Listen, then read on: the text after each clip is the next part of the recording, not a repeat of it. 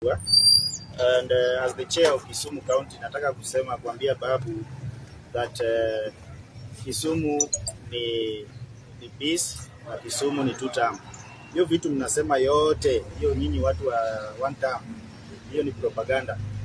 And the way my chairman from Tolua said that you should be arrested. Huwezi kuwa na tusi PS. Wewe last time uliita PS ati ya mayor PS. Wewe ndio mayor MP because wewe ni MP sijua wapi. Kule Embakasi. Mr. Babu, you should style up. Huwezi kama media una address PS wa Kenya. In fact hata unachafua jina ya Kenya Mr. Babu. Stop it. And you should be arrested also because how did you know this number? Hii jina list ya wagunzi. Wewe ulijuaje? Na uliwatoa wapi? Ulitoa hiyo gundu, hiyo jina list wapi? You should be first arrested because yani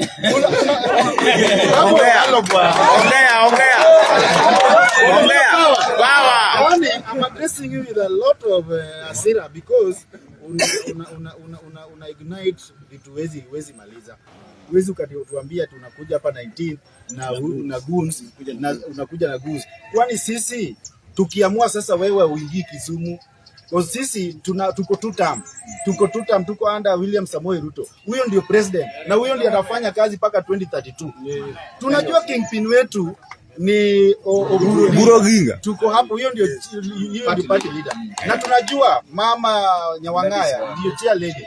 Na tunajua tuko na Luo elder ule anaitwa Oginga. Wewe ni nani Babu Owino? And why are you so much interested in this big thing called kingpin? Kingpin bado uwezi, hata Raila kuanza hivyo. Raila alifight na kashikwa hata mwezi 9 years. Wewe bado huku kwa. So Babu Owino, stop it and style up. Usitugonganishe. My chief was killed with unknown people. DCI inafanya investigation yao.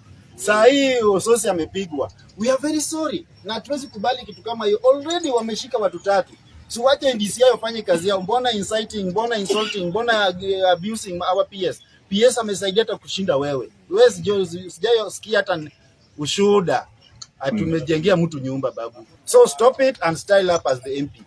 Boda power. Two term. PS endelea kusupport Luo Nyanza hata na